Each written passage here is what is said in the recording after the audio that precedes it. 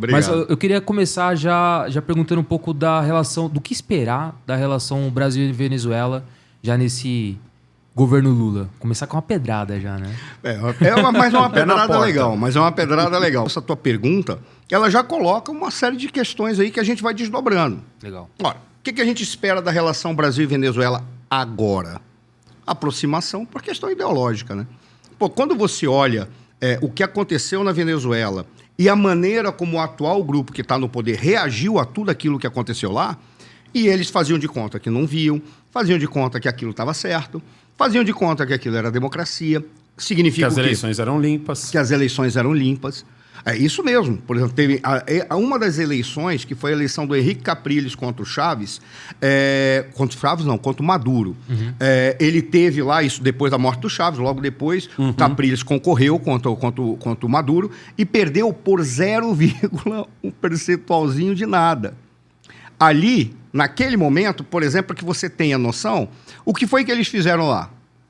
Desceram um pau nos opositores, que foram às ruas, acusaram de ser antidemocráticos, botaram na cadeia. Ora, naquele momento, quando isso aconteceu, o grupo que hoje está aqui no poder, ele achou que era real mesmo, porque aqueles caras que estavam se manifestando, questionando aquele processo eleitoral, eram antidemocráticos, ou eram antidemocratas. Por essa razão, o Conselho Nacional Eleitoral tinha tudo de certo para do que eles estavam fazendo. Deveriam exatamente atuar solicitando que as forças públicas reprimissem. E lá a repressão é repressão mesmo. Aqui a gente fala que tem repressão, aqui não tem ainda não. Sério? Perto do que aconteceu lá, isso aqui é uma brincadeira. E é engraçado porque aí falando o que chega para mim, né? Eu não sou um cara nem muito à direita e nem muito à esquerda. Eu sou... Radical de centro. Você é o centrão. Eu sou de centrão. É complicado, porque eu tenho amigos que falam assim, você é mó esquerdista. E aí meu irmão fala, você é mó esquerdista. Aí chega uns caras e falam, você é mó de direita e tal. Eu falo, eu sou de centro. Você tá um pé na extrema direita. E aí, não existe direita, né? Agora é extrema direita. E aí o fato de eu estar nesse centrão chega pra mim informações dos dois lados. Muita gente falando que lá é um paraíso e que não é tudo isso. E muita gente falando que é um inferno na Terra, né? E aí quando você fala assim, não, realmente lá os caras caçam as pessoas, tem vídeo que chega pra mim isso. E tem informação que chega que não, é mais brando ali, é mais tranquilo. O que hoje você consegue ver um pouco também, você ver, já tem youtubers venezuelanos. Então o cenário é um cenário que eu diria assim, tipo, um cenário de Morro do Rio há 20 anos atrás. Entendeu? Um cenário de Morro do Rio de Janeiro, 20 anos atrás, assim, rua sem asfalto, casa, muitas, ou assim, de alvenaria toda quebrada, ou ainda de madeira. Entendeu? Eu vou até corrigir, eu falei bela imagem, e o belo não é porque é aquela imagem horrenda, não. A escolha que você fez para comparar é fantástica. É mais ou menos isso mesmo. Olha, tem um dado que é bem curioso, tá? Quando a gente olha para o que aconteceu na Venezuela, a Venezuela foi um processo de destruição mesmo da sociedade, da política e em especial de perseguição. A gente não tem noção do nível de perseguição que tinha, que a gente não vê isso ainda aqui no Brasil. Por exemplo, lá você tem lá 5 forças armadas. Exército, Marinha e Aeronáutica, você tem a milícia e você tinha a Guarda Nacional. 4, 5. A milícia era uma sexta. Tinha uma outra lá, mas a milícia era a sexta. A milícia era uma guarda do regime. Era uma guarda que o governo... A milícia não é que nem a nossa? Não.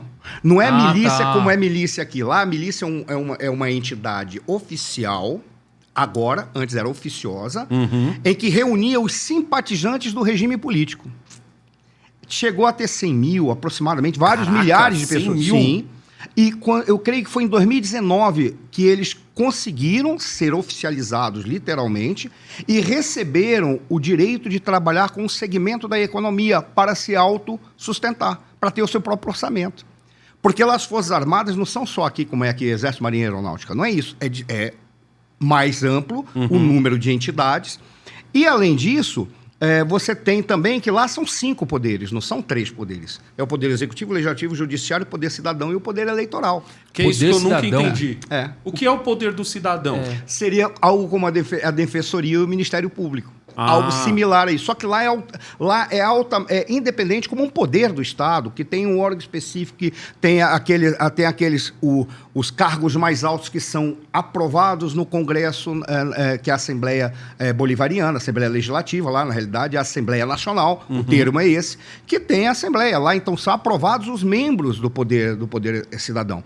Ele tem um papel como se fosse a Defensoria e o Ministério Público, só que ele não presta conta a ninguém. Aqui, a Defensoria. Por mais que o Ministério Público tenha grande autonomia, ele não é autônomo, ele não é independente. Autônomo ele é. Perfeito. Ele não é independente, como se fosse um poder do Estado. Sabe? Lá é separado. E o Conselho Nacional Eleitoral, ele é composto de 5 membros que são indicados pelo presidente da República e aprovados na Assembleia Nacional. Caramba, então tudo... Então dá para você ver, se o partido do governo domina a Assembleia, quem ele vai colocar? A galera dele. Só voltando na questão dos 5 poderes, a gente tem os nossos 3 poderes aqui, né? E fica muito claro cada um como atua, né? Lá, o que cada um faz exatamente? Isso. Ó, é exatamente como você encontra os 3 primeiros poderes, é como você encontra aqui. O Executivo, o Legislativo e o Judiciário. O Executivo faz as políticas públicas, o Legislativo formula as leis e fiscaliza o Executivo, e o Judiciário tem que tratar da Constituição. Se o nosso Judiciário tratasse especificamente da Constituição. Mas lá, a história desse período da Venezuela tem que começar desde o momento que o Chávez tomou o poder. Tá? O Chávez tomou o poder em 98 para 99, depois ele faz uma Constituição em 2000.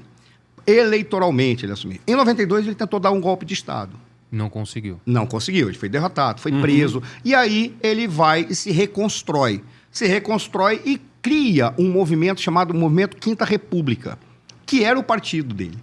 E era um partido de esquerda, um partido com viés marxista, que foi agregando um conjunto de militares de esquerda. E a pergunta fica, como é que aqueles militares ficaram de esquerda antes do bolivarianismo estar agora lá? A história que conta é que houve um período em que certos guerrilheiros e militantes fugiram para a selva. E o exército mandou os militares para perseguir esses caras. Caraca. Ele entrou em contato com populações muito carentes, que passavam muita fome. Junto, ele começou a ler sobre o marxismo. Aí ele acaba vendo uma doutrina que combate e supostamente quer combater a pobreza. Essa era a jogada.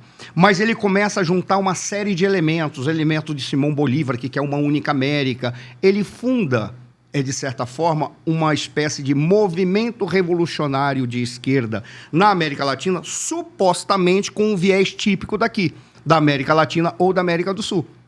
Tem vínculos com o pessoal da Colômbia, de ideologia colombiana, que foi para lá, da esquerda colombiana. Então ele junta e faz uma salada em que ele acabou chamando aquilo de bolivarianismo. Mas ele percebeu que seria uma boa jogada, ele dá o nome de socialismo do século XXI. Porque era um outro socialismo. Alguns brincavam, uma invenção de um socialismo moreno, uma reedição. 2.0 ali, né? Aí ele toma o poder, com essa ideologia que ele foi construindo. Agrega os militares. 98 ele é eleito, 99 ele assume, faz uma Constituição, 2000 ele é eleito de novo, 2002 tentam dar um golpe de Estado nele. Militares tentaram dar um golpe de Estado e um segmento mais à direita tenta dar um golpe contra ele. O que foi que ele fez? Sabia-se que ele ia perder naquele golpe, mas ele foi muito esperto, se manteve, agregou com os militares e mandou distribuir armamentos na rua para se defender. Tanto que em 2015... Nessa nasce a milícia que você falou? A milícia vem exatamente desse processo. Indivíduos que vão agregando para defender o regime. Em 2002, ele tenta dar um golpe de Estado, tentam dar um golpe de Estado contra ele, ele resiste, se reorganiza. A partir daí, qual é a preocupação que ele tem? Foi feita uma Constituição em 99, que é a Constituição Bolivariana, em que ele colocou todos os ideais socialistas. Ele percebe, e aí foi uma grande jogada estratégica do Chávez, ele percebe que o problema maior ali era tomar conta do legislativo. Por qual razão? Porque todos os cargos públicos do Estado e todos os cargos dos demais poderes eram aprovados na Assembleia Nacional Bolivariana. Então, a gente tem que tomar conta. De 2002 até 2004, ele está no embate e ele usa os recursos que ele tinha, principalmente pela exportação do petróleo, ele usa aquele dinheiro para criar as missões assistencialistas, chamadas Missões Bolivarianas 2000, que veio desde 2000. Ele vai utilizando... E como é que eram as missões bolivarianas?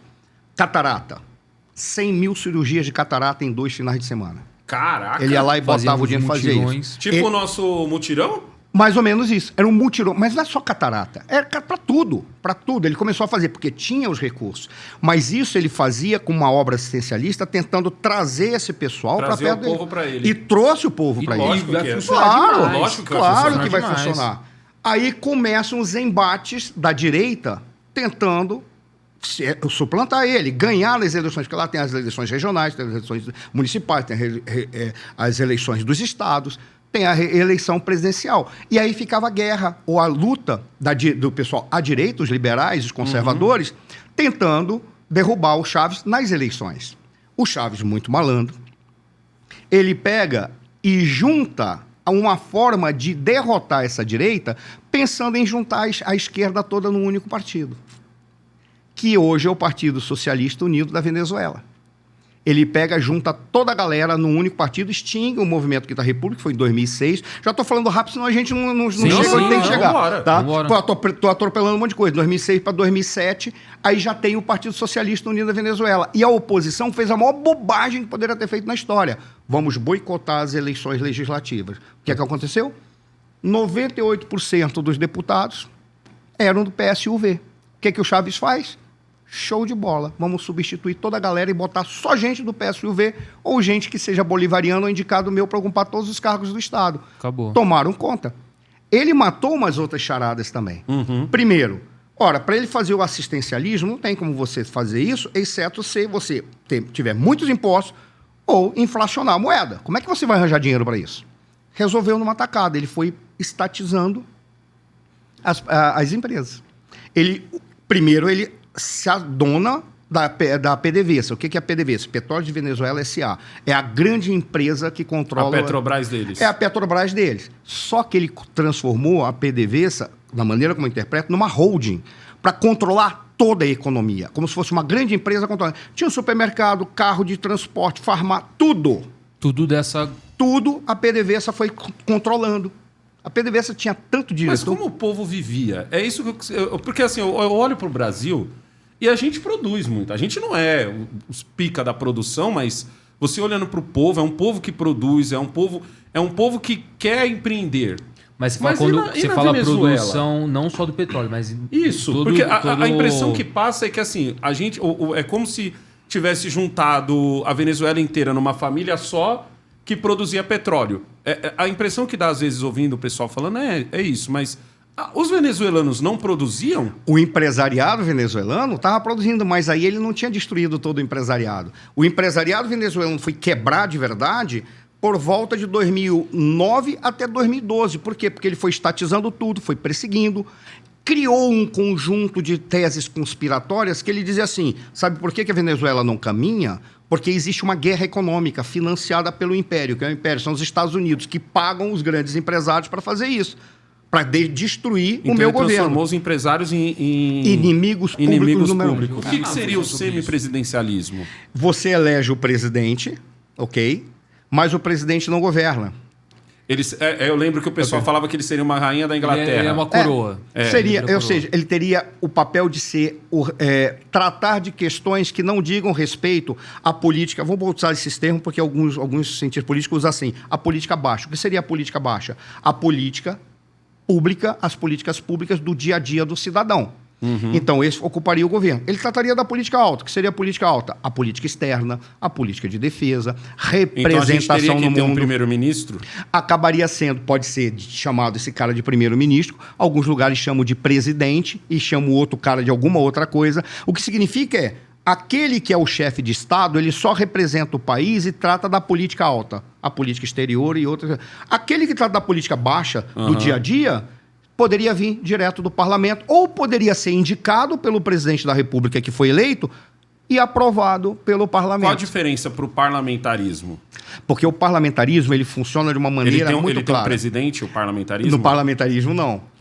Poderia até imaginar a possibilidade de um presidente. Mas como é que é o parlamento? Você vota no legislativo. Certo. O partido que teve mais votos tem maior número de deputados. Hoje seria a gente votar só... Se hoje fosse parlamentarismo, a nossa eleição só teria senador e deputado federal. Só teria exatamente, teria Certo. uma Câmara Baixa e uma Câmara Alta. Pra gente, assim, senador seria a Câmara Alta e a Câmara dos Deputados seria a Câmara Baixa. E o baixo não significa que é menor ou pior, é que para dizer que Só um... pra- É como a gente chama de senador e... Basicamente isso. Mas o partido que recebeu o maior número de votos tem mais deputados. Seria o PL hoje. Cabe ao PL governar. O que o PL faz? Escolhe entre eles quem vai ser o primeiro-ministro. Isso, era sempre Que minha é o dúvida se o governante. primeiro-ministro ele era tipo a eleição do presidente da Câmara de Deputados, onde todos votam.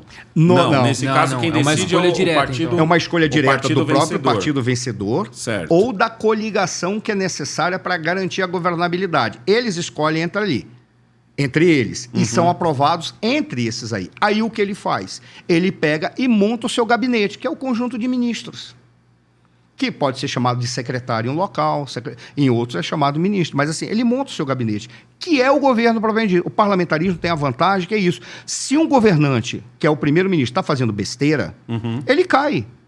Aí ele cai, por quê? Porque ele não está conseguindo governar. Então, tem que escolher ou um novo primeiro-ministro, ou um novo gabinete com outros partidos, ou então é convocada novas eleições. Aí vem a pergunta, e quem convoca novas eleições? Exato. Essa é a razão pela qual você tem o chefe de governo, que é o primeiro-ministro, e como chefe de Estado, no caso do semipresidencialismo, é um presidente eleito. No caso dos parlamentaristas, que não são monarquias, você elege um presidente, ou muitas vezes o presidente sai do próprio legislativo também. De onde sai. Olha que coisa curiosa. Na E aí Itália, esse cara toma a decisão de dissolver o parlamento? é dado a ele algumas atribuições. Dentre elas, por exemplo, foi eleito o parlamento. Beleza. Aí o que faz? O parlamento, aí votam todos, eu acho que é o caso da Itália, escolhe um presidente da República, que fica por um período extenso. O que esse primeiro presidente da República faz? Indica um primeiro-ministro. E o primeiro-ministro vai ser votado ali. Normalmente, esse presidente escolhe o primeiro-ministro dentro do partido majoritário, para garantir governabilidade, uma coligação. Essa é a jogada entre os tipos de regime de governo ou sistema de governo, o nome que se dá para isso. Não é sistema político, é sistema de Por governo. que isso seria mais vantajoso para o Brasil? Porque no caso... Porque a única coisa que eu vejo é tirar essa figura de tirar do povo, na verdade, não tirar de lá, tirar do povo essa coisa de olhar para o presidente e achar que ele é um ditador. Ou o salvador da pátria. Não, exato, porque hoje o povo brasileiro enxerga o presidente da República ou como um ditador ou como um salvador da pátria. O cara cobra dele coisas...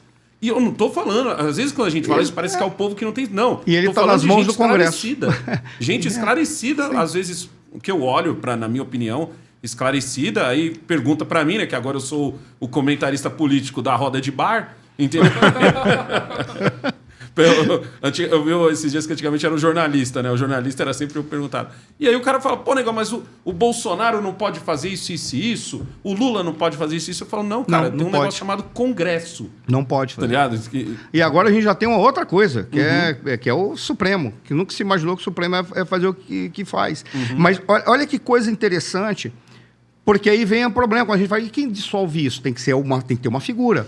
Quais são os regimes que têm, ou os sistemas políticos mais organizados? São aqueles que têm um rei como chefe de Estado. A rainha da Inglaterra ela é uma figura simbólica. Não é, não. Ela pode dissolver o parlamento. Sim. Por que ela não faz? Por que ela não fez, melhor dizendo? Porque ela tinha um comportamento não se meter na política, exceto que não fosse caso de fragmentação da política ou fragmentação social. Então ela deixava para as pessoas... Porque ela poderia dissolver o parlamento e convocar eleições.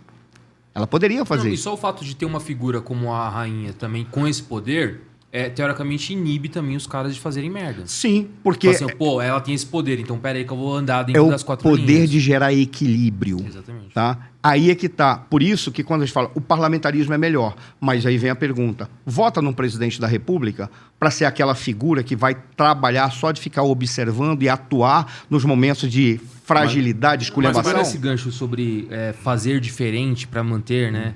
Tem uma pergunta muito interessante do Renato Andrade aqui.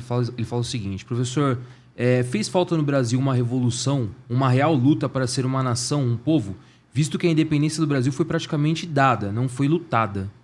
Eu penso muito nisso, sabe? Olha, o que eu falo também, é tipo assim, a gente é um país... vou fazer uma analogia muito rápida aqui para você poder responder ele, que é assim, Estados Unidos e Brasil estão ali pau a pau do continente quando foi descoberto. Só que os Estados Unidos é aquele irmão que precisou ir trabalhar cedo porque o pai foi embora. O Brasil é aquele irmão mais novo, um pouquinho mais novo, que a mãe falou, não, seu irmão já está indo, fica você aqui. E a gente ficou mimado. A gente não enfrentou as coisas que aquele irmão... Mas olha, eu vou com uma visão minha, tá? Um posicionamento meu. Teve violência, assim, no nosso processo de independência. Teve uma séria violência e teve uma necessidade de organizar uma resistência porque Portugal não queria. E as elites portuguesas não queriam perder essa vaca leiteira. Sim. Ninguém é tolo de perder isso, né? Primeira coisa, eu acho o seguinte, houve violência, mas a maneira como foi feita a nossa independência, ela foi muito bem construída e costurada pelo Bonifácio e foi muito bem interpretada e assumida por Dom Pedro I. Era um garoto, um moleque de 24 anos, esperto e bom pra caramba. Porque ele preservou a unidade territorial, o Brasil ia se fragmentar inteiro. Por isso, aí, a negociação foi para não permitir a fragmentação, para que não caísse o poder nas mãos de outros que não fosse a família imperial brasileira, no caso, a família real. Ou seja, a jogada é que foram feitos um conjunto de negociações para preservar esse patrimônio gigantesco. E aí o Dom Pedro foi uma figura essencial. Ele era um cara mais simples, não era arrogante, pelo que dizem. Era um cara que, por exemplo, dizia-se que ele, quando ele era jovem, ele brincava nas ruas lá com a garotada, com a molecada, inclusive com a molecada que era alguns escravos, né? Ou seja, ele era um cara mais do povo. E ele matou algumas charadas que estavam acontecendo lá. Por exemplo, nós vamos fazer que tipo de monarquia? Tinha um modelo francês, tinha um modelo inglês. Aí pega-se um modelo francês e cria-se o quarto poder. Qual era a jogada? Estabelece o quarto poder. Você tinha 3 poderes, executivo, legislativo e judiciário. Executivo governava, legislativo faz as leis, judiciário julga e interpreta se as leis estão sendo respeitadas adequadamente. E o que é o quarto poder? É aquele que preserva a organização e funciona não como um sistema de pesos e contrapesos, é o que determina que nenhum deles vai passar um por cima do outro. Esse modelo, quando foi implantado, foi entregue ao Dom Pedro I e precisava ser daquela maneira porque para ter uma autoridade central que preservaria a unidade territorial. Qual era o problema daquele momento? O legislativo tinha a sua autonomia específica, o judiciário também, mas o executivo ele era ocupado pelo imperador, por Dom Pedro I. Olha que jogada. Esses 3 poderes eram responsáveis perante o quarto, que era o poder moderador. E o poder moderador não era responsável perante ninguém, porque ele era responsável perante a si próprio. Só tinha um problema. O executivo não era Dom Pedro, o moderador não era Dom Pedro, Dom Pedro era responsável perante ele mesmo. Criou-se aí uma ideia que tinha uma concentração excessiva nas mãos do imperador, mas aquilo foi necessário naquele momento histórico para garantir, porque ele precisava, não podia ter discussão. Mas os nordestinos podem estar fazendo isso, mas os sulistas... Não, ele dizia, negócio é o seguinte, pega a tropa e acaba com essa esculhambação, para a gente preservar a unidade territorial. Descobriu-se que isso era um problema depois, quando o Brasil já estava não pacificado, mas o processo de manutenção desse território estava garantido. Aí vem o período da regência e depois vem Dom Pedro II. Como é que Dom Pedro II matou a charada? Ele matou a charada dizendo assim, mas é verdade. Nós vamos trazer uma desestabilização se o executivo e o moderador ficar nas minhas mãos. Como é que a gente faz? Vamos criar o parlamentarismo a nosso modo. Qual era o parlamentarismo a nosso modo? Ele indicava o primeiro-ministro, que ia ser votado ou aprovado no legislativo, e ele ficava só como moderador. Assim, os 3 respondiam perante ele, e ele estava livre. O moderador funcionava de uma maneira legal. Por quê? Porque ele era o regulador entre os poderes. Quando a gente olha o que está acontecendo agora, o que é a conclusão que a gente chega? devido a esse sistema político esculhambado chamado presidencialismo de coalizão, que gerou essas bobagens, dentre elas o hiperpoder do judiciário, do Supremo, o Supremo acha que ele é o poder moderador do primeiro reinado e não do segundo. Que doideira, mano. Olha que você criou uma distorção. Essa é a razão pela qual, quando as pessoas pegam e dizem assim, porque tal ministro tem que fazer isso. Não tem que fazer. O sistema é que gera isso. O problema é que jamais se imaginaria que apareceria um cara com tanta coragem quanto o Alexandre de Moraes, que pegou e disse, já que todo mundo é burro, eu não sou. E eu vou fazer o que eu quero. Tem brecha, né? Tem brecha. Não tem como. Então eles acabam trazendo o poder moderador para os 11. E quando você olha para aqueles 11, quem é o cara que, se você chegar e falar assim, tá tendo uma pancadaria aí, nós somos a nossa turma aqui. Aí vem um cara de fora, na nossa rua, e quer bater. Quem é o cara que vai? Aqui a gente sabe, é o negão. Vai lá e vai encher de porrada todo mundo. Ele é o cara que não precisa, não. Eu sou o Alexandre de Moraes. Pega o Alexandre vai lá e pega, porque ele tem coragem, entendeu? Mas isso é a deturpação do nosso sistema, que consegue produzir isso. Bastou ter um cara que disse, eu entendi como é que essa bagaça funciona. Falar pra gente... O Marcelo fala sobre o sistema distrital puro, que é também outra coisa que para mim é meio obscura, eu não entendo muito bem, não. O distrital puro é o seguinte, você divide o espaço em que a população do estado, da cidade, você divide em regiões. Podem ser bairros, pode ser cidade, dependendo, em função da população e da quantidade de membros que serão escolhidos por essa população inteira. Suponhamos que nós vamos dividir, fazer um voto distrital puro e São Paulo tenha 200 parlamentares, vai eleger 200 parlamentares. Como é que a gente faz? A gente divide o estado de São Paulo por 200 distritos. Ou seja, espaço territorial com uma população. E o distrito vai ter o tamanho de acordo com o tamanho da população. Então, alguns distritos vão ser pequenininhos em termos territoriais, mas a população ou é igual ou é quase a mesma coisa das outras, para que haja justiça. É mais ou menos o que os vereadores de São Paulo fazem, porque aqui em São Paulo a gente vê muita coisa do... Por exemplo, tem um problema aqui próximo a Paulista, aí você vai procurar, o cara fala assim, mas eu vejo... É informal, não é ali certinho na lima. Mas o vereador que comanda aqui é o vereador fulano. Aí você vai estar Tiradentes, o vereador... Aí já é nicho eleitoral.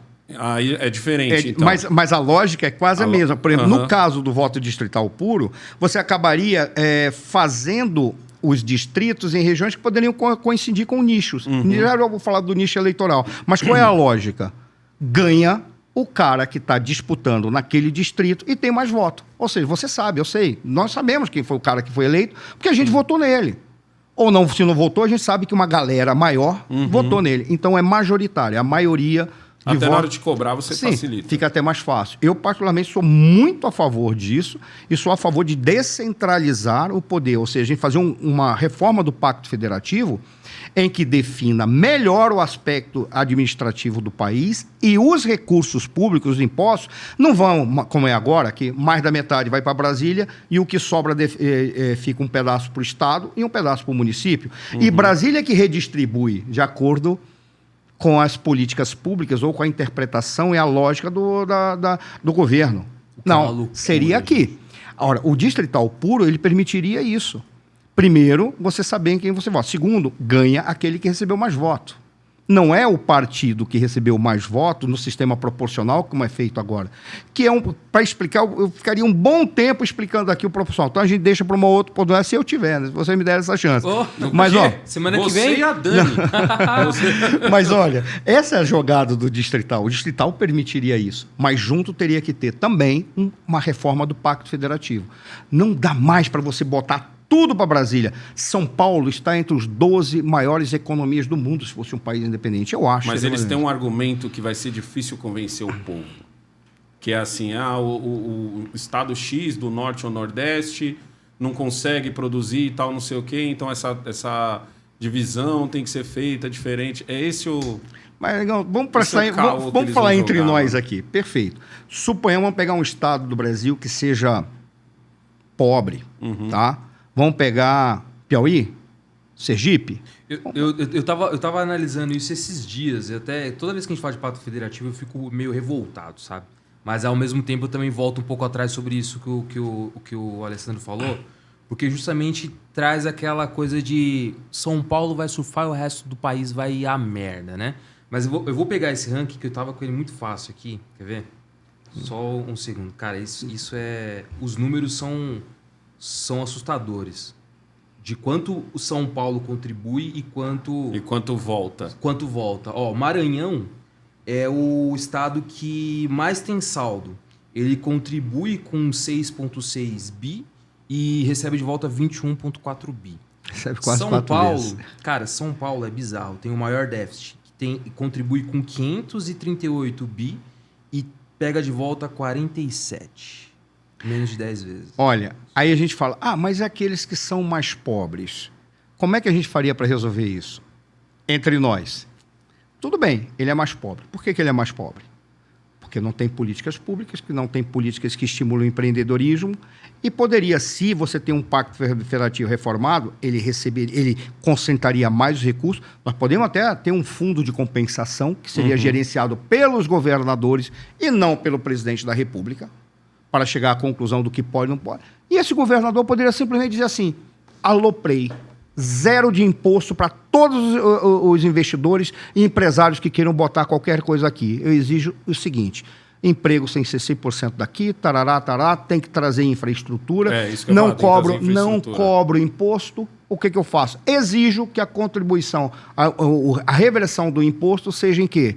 Ele próprio vai fazer o saneamento nas suas cercanias, tarará. Você poderia fazer uma política dessa. E diz, vou me abrir para o mundo. Ué, Singapura? Pega Singapura de um tempo lá atrás. Era uma coisinha de nada. Hoje, Singapura, você olha e não é possível. A invasão extraterrestre já aconteceu. Dá uma olhada nos prédios de Singapura. É bizarro, né? É bizarro, cara. Pega Catar. Mas Catar, tudo bem, é outra lógica. Deixa de lado que é outra lógica. Mas se você abre espaço para os investidores e diz assim, eu quero que você crie desenvolvimento, traga escola, eduque, simplesmente. Quer ver uma coisa que poderia trazer alavancagem social?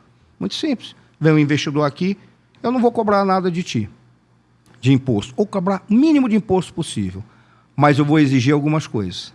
Toda mão de obra tem que ser daqui. Aí o cara vai dizer, mas peraí, a tua mão de obra é muito incompetente, os caras mal sabem ler e escrever. Ensine. Treine. Em 3 anos, né? Em 3 anos, a contrapartida se dá, aqueles que já estão alguma coisa, já estão turbinando. Sensacional. Valeu, Gente, cara, valeu. Muito obrigado, Marcelão. Igor, muito obrigado. Quer fechar com alguma aí? Não, mandar um recado pra galera aí, pra se aí. inscrever no canal do Ferascast, também seguir a gente nas redes sociais, TikTok, Instagram, Facebook, estamos em todas as redes sociais, então não se esqueçam, toda segunda-feira, essa collab maravilhosa com o Alessandro Santana Se Oficial. Deus quiser, nós vamos botar mais um dia nessa brincadeira aí também. Estamos conversando aqui para colocar mais um dia. Marcelão, quais são as suas redes sociais? Sabe de cor aí? Eu tenho um Instagram, Marcelo_Suano. Certo. Eu tenho o Twitter, que eu não lembro agora, mas depois eu vou passar. Quem está no Instagram, eu passo. Mas vai estar aqui no primeiro comentário mas na tem um descrição, detalhe, eu que perdi caçar e vou todas as colocar. redes, porque eu contei no início aí, eu fui meio perseguido perdi Instagram, perdi Twitter, perdi um monte de coisa. Eita, bexiga. Fui bloqueado. Por outras razões. Mas não foi nem por discutir política aí, foi discutir política internacional. Eu queria só explicar e todo mundo queria que eu descesse o pau num no outro cara. Eu digo, não vou fazer isso. Aí você resolveu ter bom senso. E aí, agora fui bloqueado. O pessoal do bom senso é que está sendo apedrejado. Pô, cara, me cortaram tudo. Cortaram mesmo. Cortaram tudo. Aí, por exemplo, no Instagram, para eu tentei recuperar, agora tem que mandar uma foto você segurando não sei o quê. Agora tem que mandar uma foto assim. Agora tem que mandar uma foto assim. Tem que fazer... Pô, tinha uma hora e, esse cara não é possível. Toda vez que eu mandava, aí não voltava. Nossa. Eles não queriam mesmo liberar. Aí eu criei um outro Instagram, né? E recomecei com aqueles cuidados que aí eu entendi que... Com todos os cuidados. Todos os cuidados. Não pode falar certas coisas, não pode ficar isso, não pode falar aquilo. E detalhe, eu não gosto de ofender ninguém. Não, exatamente. Mas não é... Só estava tentando explicar. Mas é por causa da sua opinião. É porque eu só estava tentando explicar. Nem opinião, estava tentando explicar. Pô, o que está acontecendo é isso. Não. Você tem que dizer que esse cara é mau e todo mundo tem que bater nele. Não vou fazer isso, porque o cara não sei nem o que ele é. Estou tentando entender porque ele está fazendo essa besteira. Só isso. Ponto.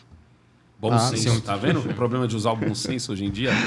Pessoal, muito obrigado aí por mais um vídeo com a gente. Como o próprio Igor falou aí, você que está assistindo pelo canal do Negão aí, por favor, se inscreve lá no Ferascast. Você que está no Ferascast, se inscreve com a gente. Semana que vem, sabe quem vem? Não sei. Ainda estou vendo ainda quem vai vir na semana que vem.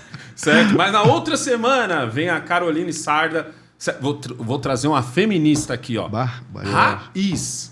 Nossa. Não é feminista política, não, que é feminista na campanha e chega lá. Não, eu quero uma feminista raiz. Show de bola. Que ativista. Boa, eu quero entender esse negócio. Eu vou pegar, como agora eu recuperei minhas redes, vou pegar essa e vou informar nas minhas redes, para todo mundo que eu conheço. Agora, no WhatsApp aí. eu tenho um monte de grupos, aí eu vou passar para todos. Boa. Não esquece de curtir, compartilhar esse vídeo, se inscreve no canal O se link você lá não é eu inscrito. passo sempre que tiver. Tamo junto, pessoal. É nóis.